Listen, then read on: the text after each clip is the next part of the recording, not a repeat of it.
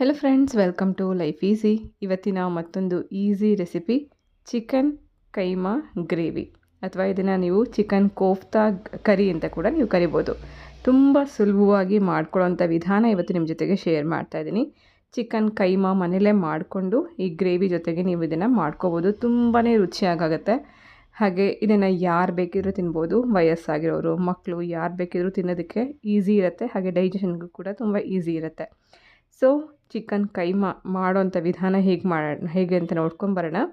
ಮನೇಲೇ ನಾವು ಕೈಮಾ ಫಸ್ಟ್ ಮಾಡಿಕೊಂಡು ನಂತರ ಈ ಗ್ರೇವಿ ಮಾಡ್ಕೋಬೋದು. ಚಿಕನ್ ಕೈಮಾ ಮಾಡೋದಕ್ಕೆ ಮೊದಲು ಬೋನ್ಲೆಸ್ ಚಿಕನ್ನ ಉಪಯೋಗಿಸ್ಕೋಬೇಕು. ಅದಕ್ಕೂ ಮುಂಚೆ ನಾವು ಇದಕ್ಕೆ ಇದೇ ಮಿಕ್ಸಿ ಜಾರಲ್ಲಿ ಸುಮಾರು ಒಂದು 4 ಟೇಬಲ್ ಸ್ಪೂನಷ್ಟು ಹುರಿಗಡಲೆ ಪೌಡ್ರ್ ಮಾಡ್ಕೊಂಬೇಡ. ಕೈಮಾ ಉಂಡೆಗೆ ಇದು ಬೈಂಡಿಂಗಿಗೋಸ್ಕರ ನಾವು ಈ ಕಡಲೆ ಪೌಡರ್ನ ಬಳಸ್ಕೋತೀವಿ. ಹುರಿಗಡಲೆ ಪೌಡರ್ ಅಥವಾ ಕಡಲೆ ಹಿಟ್ಟನ್ನು ಕೂಡ ಸುಮಾರು ಜನ ಹಾಕೋತಾರೆ. ಸೊ ಹುರಿಗಡಲೆ ಮಾಡ್ಕೊಂಡ ನಂತರ ಪೌಡರ್ ಮಾಡ್ಕೊಂಡ ನಂತರ ಅದೇ ಮಿಕ್ಸಿ ಜಾರಲ್ಲಿ ಒಂದು ಈರುಳ್ಳಿ ಹಾಕ್ಕೊಂಡಿದ್ದೀನಿ, 3 ಮೆಣಸಿನ್ಕಾಯಿ, ಸ್ವಲ್ಪ ಕೊತ್ತಂಬರಿ, ಸ್ವಲ್ಪ ಪುದೀನ ಹಾಕ್ಕೊಂಡು ಇದನ್ನು ಗಟ್ಟಿಯಾಗಿಯೇ ಗ್ರೈಂಡ್ ಮಾಡ್ಕೊಳ್ಳೋಣ. ನೀರು ಹಾಕ್ಕೊಳ್ದೆ ಹಂಗೇ ಗ್ರೈಂಡ್ ಮಾಡ್ಕೋಬೇಕು. ರುಬ್ಬಿರೋವಂಥ ಈ ಮಸಾಲ ರೆಡಿಯಾಗಿದೆ. ಬೇರೆ ಒಂದು ಬೌಲಲ್ಲಿ ಇದನ್ನು ಇಟ್ಕೊಂಡಿದ್ದೀನಿ. ಇದೆಲ್ಲನೂ ನಾವು ಕೈಮಾ ಜೊತೆಗೇ ಮಿಕ್ಸ್ ಮಾಡಿಕೊಂಡು ಬಾಲ್ ಮಾಡೋದ್ರಿಂದ ಮಸಾಲ ಎಲ್ಲ ಚೆನ್ನಾಗಿ ಅದಕ್ಕೆ ಹಿಡಿದಿರುತ್ತೆ, ತುಂಬ ರುಚಿಯಾಗಿರುತ್ತೆ. ಅದೇ ಮಿಕ್ಸಿ ಜಾರಲ್ಲಿ ನಂತರ ನಾನು ಇದಕ್ಕೆ ಬೋನ್ಲೆಸ್ ಚಿಕನ್ ಹಾಕೋತಾ ಇದ್ದೀನಿ. ಚಿಕನ್ ಹಾಕೊಳ್ಳುವಾಗ ಎಲ್ಲೂ ಒಂದೇ ಒಂದು ಸಣ್ಣ ಮೂಳೆ ಇಲ್ದಲೇ ಇರೋ ರೀತಿ ನೀವು ಚೆಕ್ ಮಾಡಿಕೊಂಡು ಹಾಕ್ಕೋಬೇಕು. ಒಂದು ನಿಮ್ಮ ಮಿಕ್ಸಿ ಕೂಡ ಹಾಳಾಗುತ್ತೆ, ಜೊತೆಗೆ ಕೈಮಾದಲ್ಲಿ ಅಲ್ಲಲ್ಲಿ ಮೂಳೆ ಏನಾದರೂ ಸಿಕ್ಕಿದ್ರೆ ಆ ಒಂದು ಮಜಾನೇ ಹೊಟ್ಟೋಗುತ್ತೆ. ಚೆನ್ನಾಗಿ ಕೈಮಾನ ಮಿಕ್ಸಿನಲ್ಲಿ ಓಡಿಸ್ಕೊಂಡಾಗಿದೆ. 1-2 ಸತಿ ಇದನ್ನು ಓಡಿಸ್ಕೊಂಡ್ರೆ ಸಾಕು, ಬೇಗನೆ ನುಣ್ಣಗಾಗುತ್ತೆ. ಮಟನ್ ಆದರೆ ಸ್ವಲ್ಪ ಗಟ್ಟಿ ಇರುತ್ತೆ, ಇದು ಸ್ವಲ್ಪ ಸಾಫ್ಟ್ ಆಗಿರೋದ್ರಿಂದ ಬೇಗನೆ ನೀವು ಕೈಮಾ ಮಾಡ್ಕೋಬೋದು. ಜಾಸ್ತಿ ಹಾಕ್ಕೊಳ್ದೆ ಸ್ವಲ್ಪನೇ ಹಾಕ್ಕೊಂಡು ನಾವು ಇದನ್ನು ಗ್ರೈಂಡ್ ಮಾಡ್ಕೊಳ್ಳೋಣ. ಇಲ್ಲಿ ಸುಮಾರು ಒಂದು 3/4 kg ಚಿಕನ್ ಇದೆ. 3/4 kg ಚಿಕನನ್ನು ನಾವು ಗ್ರೈಂಡ್ ಮಾಡಿಕೊಂಡ್ರೆ ಸುಮಾರು ಒಂದು 30-35 ಬಾಲ್ಸ್ ನೀವು ಮಾಡ್ಕೋಬೋದು. ಚಿಕನ್ ಕಟ್ ಮಾಡುವಾಗ ಬ್ರೆಸ್ಟ್ ಪೀಸನ್ನು ನೀವು ಸಪ್ರೇಟಾಗಿ ಕಟ್ ಮಾಡಿಸ್ಕೊಂಡ್ರೆ ನೀವು ಇದನ್ನು ಮನೆಯಲ್ಲೇ ಕೈಮಾ ಮಾಡ್ಕೋಬೋದು. ಸೊ ಎಲ್ಲ ಕೈಮಾ ಮಾಡ್ಕೊಂಡ ನಂತರ ನಾನು ಇದಕ್ಕೆ ಮಸಾಲೆಗಳನ್ನು ಹಾಕೋತಾ ಇದ್ದೀನಿ. ರುಬ್ಬಿರೋಂಥ ಫಸ್ಟ್ ಮಸಾಲ ಹಾಕ್ಕೊಂಡ ನಂತರ ಅದಕ್ಕೆ 1 ಟೀ ಸ್ಪೂನಷ್ಟು ಧನಿಯಾ ಪೌಡರ್, 1 ಟೀ ಸ್ಪೂನಷ್ಟು ಶುಂಠಿ ಬೆಳ್ಳುಳ್ಳಿ ಪೇಸ್ಟ್ ಹಾಕ್ಕೊಂಡಿದ್ದೀನಿ. ಆನಂತರ ಇದಕ್ಕೆ ಬೇಕಾಗುವಷ್ಟು ರುಚಿಗೆ ಉಪ್ಪು ಹಾಕ್ಕೊಳ್ಳೋಣ. ಜೊತೆಗೆ ಇದು ಬೈಂಡಿಂಗಿಗೋಸ್ಕರ ನಾನು ಇಲ್ಲಿ ಸೇರಿಸ್ತಾ ಇರೋದು ಹುರಿಗಡಲೆ ಪೌಡರ್. ನಾವು ಕೈಮಾ ಮಾಡಿ ಮತ್ತು ಸಾಂಬಾರಲ್ಲಿ ಹಾಕಿದಾಗ ಅಥವಾ ಏನು ಕರಿಯುವಾಗ ಬಿಟ್ಕೋಬಾರ್ದು, ಉಂಡೆ ನೀಟಾಗಿ ಹಾಗೇ ಇರಬೇಕು ಅಂದರೆ ನಾವು ಇದನ್ನು ಬೈಂಡಿಂಗಿಗೋಸ್ಕರ ಹುರಿಗಡಲೆ ಹಿಟ್ಟನ್ನು ಹಾಕ್ಕೋಬೇಕು. ಅಥವಾ ಸುಮಾರು ಜನ ಬೋಂಡದ ಹಿಟ್ಟು ಅಥವಾ ಕಡಲೆಬೇಳೆ ಹಿಟ್ಟನ್ನು ಕೂಡ ಹಾಕೋತಾರೆ. ನಿಮ್ಮ ಇಷ್ಟದ ಪ್ರಕಾರ ಹುರಿಗಡಲೆ ಅಥವಾ ಕಡಲೆ ಹಿಟ್ಟನ್ನು ಮಿಕ್ಸ್ ಮಾಡಿಕೊಂಡು ಈ ಉಂಡೆನ ಮಾಡ್ಕೋಬೋದು. ಚೆನ್ನಾಗಿ ಒಂದು ಸತಿ ಮಸಾಲ ಮಿಕ್ಸ್ ಮಾಡ್ಕೊಳ್ಳೋಣ. ಕೆಲವು ಸತಿ ನಾವು ಕೈಯಲ್ಲಿ ಮಿಕ್ಸ್ ಮಾಡಿದಾಗ ಮಸಾಲ ಚೆನ್ನಾಗಿ ಎಲ್ಲ ಕಡೆಗೂ ಸ್ಪ್ರೆಡ್ ಆಗೋಲ್ಲ. ಒಂದು ಸತಿ ಇದನ್ನೆಲ್ಲ ರಫ್ಲಿ ಮಿಕ್ಸ್ ಮಾಡಿಕೊಂಡು ನಂತರ ನಾವು ಮಿಕ್ಸಿನಲ್ಲಿ 1-2 ಸತಿ ಓಡಿಸ್ಕೊಂಡ್ರೆ ನೀಟಾಗಿ ಮಸಾಲ ಚೆನ್ನಾಗಿ ಎಲ್ಲ ಕಡೆಗೂ ಹರಡಿರುತ್ತೆ. ಹಾಗೆ ಚೆನ್ನಾಗಿರುತ್ತೆ ಇದು ಮಸಾಲ ಎಲ್ಲ ಕಡೆ ಇರೋದ್ರಿಂದ. ಸೊ ಎಲ್ಲನೂ ಇದೇ ರೀತಿ ನಾನು ಮಾಡ್ಕೋತಾ ಇದ್ದೀನಿ. ಸ್ವಲ್ಪನೇ ಹಾಕ್ಕೊಂಡು ಅದೇ ಮಿಕ್ಸಿ ಜಾರಲ್ಲೇ ಇದನ್ನು ರುಬ್ಕೋತಾ ಇದ್ದೀನಿ. ರುಬ್ಬೋವಂಥ ಟೈಮಲ್ಲೇ 1 ಸ್ಪೂನಷ್ಟು ಎಣ್ಣೆ ಹಾಕ್ಕೊಂಡು ರುಬ್ಕೊಳ್ಳೋದ್ರಿಂದ ಉಂಡೆ ಮಾಡಿದಾಗ ಒಂದು ಒಳ್ಳೆ ಶೇಪ್ ಕೂಡ ಚೆನ್ನಾಗಿ ಬರುತ್ತೆ. ಹಾಗೆ ಶೈನಿಯಾಗಿ ಕೂಡ ಇರುತ್ತೆ, ಯಾವುದೇ ಕಾರಣಕ್ಕೂ ಒರಟೊರಟಾಗಿರಲ್ಲ. ಸೊ 1 ಸ್ಪೂನಷ್ಟು ಎಣ್ಣೆ ಹಾಕ್ಕೊಂಡು ನಾನೊಂದು 3 ಬ್ಯಾಚಲ್ಲಿ ಇದನ್ನು ಗ್ರೈಂಡ್ ಮಾಡಿ ಅದೇ ಬೌಲಲ್ಲಿ ಹಾಕ್ಕೊಂಡಿದ್ದೀನಿ. ಕೈಮಾ ಮತ್ತು ಮಸಾಲ ಎಲ್ಲ ಹಾಕಿರೋವಂಥದ್ದು ಪ್ರಿಪೇರ್ ಆಯಿತು. ಇದನ್ನು ನಾವು ಉಂಡೆ ಮಾಡಿಕೊಂಡು ನಂತರ ಗ್ರೇವಿಗೆ ಹಾಕೋಣ. ಇದೇ ರೀತಿ ನೀವು ಕಟ್ಲೆಟ್ ಥರ ಮಾಡ್ಕೊಂಡು ತಿನ್ಬೋದು, ಅಥವಾ ಹೀಗೇ ಎಣ್ಣೆಯಲ್ಲಿ ಕರೆದು ಕೂಡ ತಿನ್ಬೋದು. ಸ್ವಲ್ಪ ಹುರಿಗಡಲೆ ಹಿಟ್ಟನ್ನು ನಾನು ಉಳಿಸ್ಕೊಂಡಿದ್ದೆ. ನಮಗೇನಾದರೂ ಇದು ಉಂಡೆ ಕಟ್ಟೋಕ್ಕಾಗಿಲ್ಲ ಅಂದರೆ ಬೇಕಾದ್ರೆ ಮಿಕ್ಸ್ ಮಾಡ್ಕೊಳ್ಳೋಣ ಅಂತನಕ್ಕೋಸ್ಕರ. ನಮಗಿದು ಪರ್ಫೆಕ್ಟಾಗಿದೆ ಉಂಡೆ ಮಾಡಲಿಕ್ಕೆ. ಕೈಗೆ ಸ್ವಲ್ಪ ಎಣ್ಣೆ ಹಚ್ಕೊಂಡು ಒಂದು ಮೀಡಿಯಮ್ ಸೈಜಲ್ಲಿ ಉಂಡೆಗಳನ್ನು ಮಾಡ್ಕೊಳ್ಳೋಣ. ಇದು ಮತ್ತೆ ಬೇಯುವಾಗ ಸ್ವಲ್ಪ ಡಬಲ್ ಸೈಜ್ ಆಗುತ್ತೆ. ಸಣ್ಣ ಉಂಡೆಗಳನ್ನು ಮಾಡಿಕೊಂಡ್ರೆ ಸಾಕು. ನಿಮಗಿದಿಷ್ಟರಲ್ಲಿ ಸುಮಾರು ಒಂದು 30-35 ಉಂಡೆಗಳು ರೆಡಿ ಆಗುತ್ತೆ, ಮೀಡಿಯಮ್ ಸೈಜಲ್ಲಿ ಮಾಡ್ಕೊಳ್ಳೋಂಥ ಬಾಲ್ಸ್ ಆದರೆ. ನೋಡಿ, ಈ ರೀತಿ ಎಲ್ಲ ರೆಡಿ ಮಾಡಿ ಇಟ್ಕೊಂಡಾಯಿತು. ಸುಮಾರು ಜನ ಕೈಮಾನ ಇದೇ ರೀತಿ ಹಸಿಯಾಗಿಯೇ ಸಾಂಬಾರಿಗೆ ಹಾಕಿ ಮಾಡ್ಕೋತಾರೆ. ನಾವು ಇದನ್ನು ಮೊದಲು ಡೀಪ್ ಫ್ರೈ ಮಾಡ್ಕೊಳ್ಳೋಣ. ಸೊ ಡೀಪ್ ಫ್ರೈ ಮಾಡಿಕೊಂಡು ನಾವು ಸ್ನ್ಯಾಕ್ಸ್ ಥರ ಕೂಡ ನಾವು ಇದನ್ನು ತಿನ್ಬೋದು. ಸ್ವಲ್ಪ ಹೊತ್ತು ಫ್ರಿಡ್ಜಲ್ಲಿ ಇಟ್ಬೇಡ. ಉಂಡೆ ಎಲ್ಲ ಮಾಡಿ ಒಂದು 10 ನಿಮಿಷ ಫ್ರಿಡ್ಜಲ್ಲಿ ಇಟ್ಟ ನಂತರ ನಾವು ಡೀಪ್ ಫ್ರೈ ಮಾಡ್ಕೊಳ್ಳೋಣ. ಫ್ರಿಡ್ಜಲ್ಲಿ ಇಟ್ಟಿರೋದ್ರಿಂದ ನೋಡಿ ಈ ರೀತಿ ಸ್ಟಿಫ್ನೆಸ್ ಬಂದಿರುತ್ತೆ. ತಕ್ಷಣ ನಾವು ಎಣ್ಣೆನಲ್ಲಿ ಕರಿಯೋಕ್ಕೆ ಹೋದರೆ ಸ್ವಲ್ಪ ಮೆತ್ತಗಿರುತ್ತೆ. 10 ನಿಮಿಷ ಫ್ರಿಡ್ಜಲ್ಲಿ ಇಟ್ಟಿರೋದ್ರಿಂದ ಸ್ಟಿಫ್ ಆಗಿರುತ್ತೆ. ಮೀಡಿಯಮ್ ಹೀಟಲ್ಲಿ ಎಣ್ಣೆ ಕಾಯಿಸ್ಕೊಂಡಿದ್ದೀನಿ. ಕಾಯ್ದಿರೋಂಥ ಎಣ್ಣೆಯಲ್ಲಿ ಸ್ವಲ್ಪ ಬಾಲ್ಗಳನ್ನ ಹಾಕ್ಕೊಂಡು ಹೊಂಬಣ್ಣ ಬರೋವರೆಗೂ ನಾವು ಇದನ್ನು ಕರ್ಕೋಬೇಕು. ಈ ರೀತಿ ಮಾಡೋದ್ರಿಂದ ಮಕ್ಕಳು ಕೂಡ ತುಂಬ ಇಷ್ಟಪಟ್ಟು ತಿಂತಾರೆ. ಸ್ನ್ಯಾಕ್ಸ್ ಥರನೂ ನೀವು ಇದನ್ನು ಯಾವುದಾದ್ರು ಒಂದು ಚಟ್ನಿ ಜೊತೆಗೆ, ಅಂದರೆ ಪುದೀನ ಚಟ್ನಿ ಅಥವಾ ಸಾಸ್ ಜೊತೆಗೆ ತಿನ್ಬೋದು. ತುಂಬಾ ಚೆನ್ನಾಗಿರುತ್ತೆ. ಕೈಮಾ ಉಂಡೆಗಳನ್ನು ಮೀಡಿಯಮ್ ಹೀಟಲ್ಲಿ ಇಟ್ಕೊಂಡೇ ಕರಿಬೇಕು. ಕರಿಯುವಾಗ ಕಂಟಿನ್ಯೂಸ್ ಆಗಿ ಹೀಗೆ ತಿರುಗಿಸ್ತಾನೆ ಕರೆದಾಗ ಎಲ್ಲ ಕಡೆಗೂ ಈವನ್ ಆಗಿ ಬೇಯುತ್ತೆ. ಒಂದು ರೀತಿ ನಮಗೆ ನೋಡಲಿಕ್ಕೆ ಇದು ಜಾಮೂನ್ ಥರನೇ ಕಾಣಿಸ್ತಿದೆ. ಅದೇ ರೀತಿ ಗೋಲ್ಡನ್ ಬ್ರೌನ್ ಬರೋವರೆಗೂ ನಾವು ಇದನ್ನು ಕರೆದು ತೆಕ್ಕೋಬೇಕು. ನಮಗಿದು ಹಸಿಯಾಗಿದ್ದಾಗ ಸ್ವಲ್ಪ ಉಂಡೆ ಸಣ್ಣದಾಗಿ ಕಾಣಿಸುತ್ತೆ.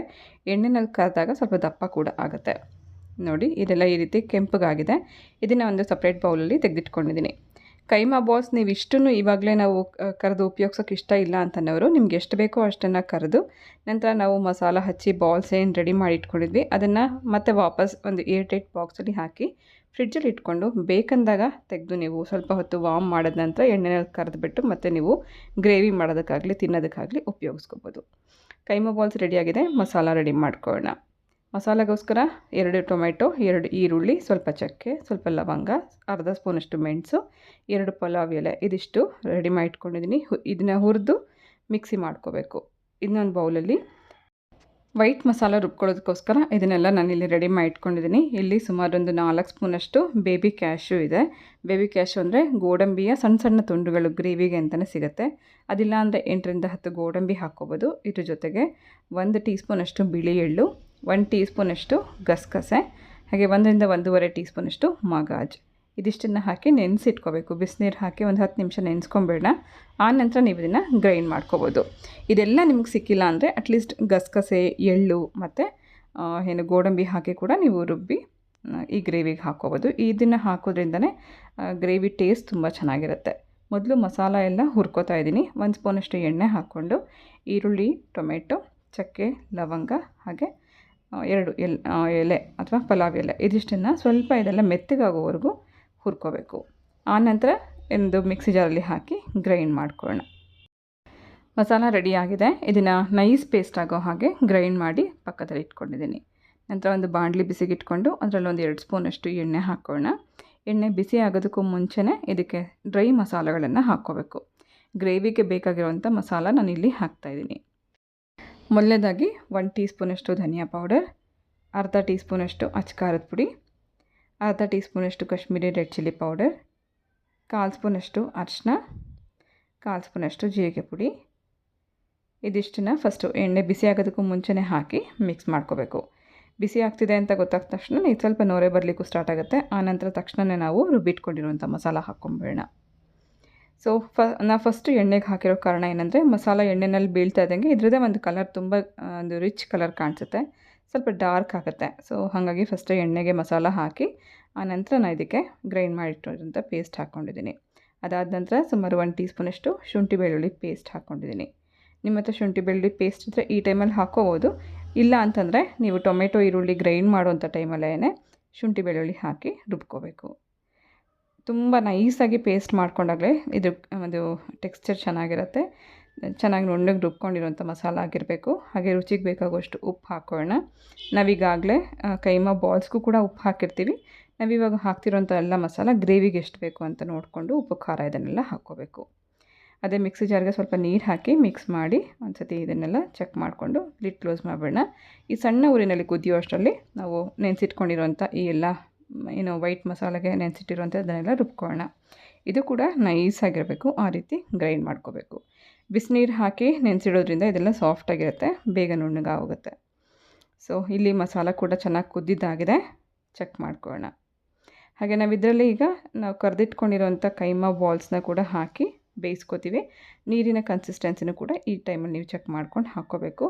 ಮೊದಲು ರುಬ್ಕೊಂಡಿರೋಂಥ ವೈಟ್ ಮಸಾಲ ಹಾಕಿ ಮತ್ತು ಒಂದು ಸ್ವಲ್ಪ ನೀರು ಹಾಕ್ಕೊಂಡು ಒಂದು ಕುದಿ ಬಂದ ನಂತರ ನಾವು ಕರೆದಿಟ್ಕೊಂಡಿರೋಂಥ ಕೈಮಾ ಬಾಲ್ಸ್ನೆಲ್ಲ ಇದಕ್ಕೆ ಹಾಕೋಣ. ಮಸಾಲೆ ಎಲ್ಲ ಚೆನ್ನಾಗಿ ಕುದ್ದಿದ್ದಾಗಿದೆ. ಈ ಟೈಮಲ್ಲಿ ನಾವು ಕೋಫ್ತಾ ಎಲ್ಲ ಹಾಕ್ಕೋಬೇಕು. ಇದನ್ನು ಕೋಫ್ತಾ ಅಂತ ಕೂಡ ಕರೀತಾರೆ, ಕೈಮಾ ಬಾಲ್ಸ್ ಅಂತ ಕರೀತಾರೆ. ಸೊ ಕರೆದಿರೋದ್ರಿಂದ ಇದು ಆಲ್ರೆಡಿ ಬೆಂದಿರುತ್ತೆ. ಈ ಮಸಾಲೆ ಜೊತೆಗೆ ಬೇಯಿಸ್ಕೊಳ್ಳೋದಕ್ಕೆ ಒಂದು 2-3 ನಿಮಿಷ ಟೈಮ್ ಕೊಡಬೇಕು.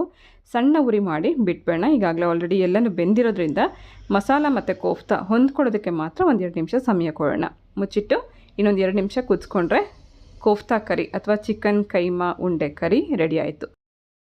ಸ್ಟವ್ ಆಫ್ ಮಾಡೋಕ್ಕೂ ಮುಂಚೆ ಲಾಸ್ಟಲ್ಲಿ ಇದಕ್ಕೆ ಸ್ವಲ್ಪ ಕಸೂರಿ ಮೇಥಿ ಪೌಡರ್ ಮಾಡಿ ಹಾಕ್ತಾಯಿದ್ದೀನಿ. ಕೊತ್ತಂಬರಿ ಸೊಪ್ಪು ಕಟ್ ಮಾಡಿ ಹಾಕ್ಕೋಬೋದು, ಅಥವಾ ಇನ್ನು ಕಸೂರಿ ಮೇಥಿನ ಸ್ವಲ್ಪ ಬಿಸಿ ಮಾಡಿ ಕ್ರಷ್ ಮಾಡಿ ಹಾಕೊಳ್ಳೋದ್ರಿಂದ ಇದ್ರದ್ದೇ ಒಂದು ಒಳ್ಳೆ ಘಮ ಇರುತ್ತೆ, ತುಂಬ ಚೆನ್ನಾಗಿರುತ್ತೆ.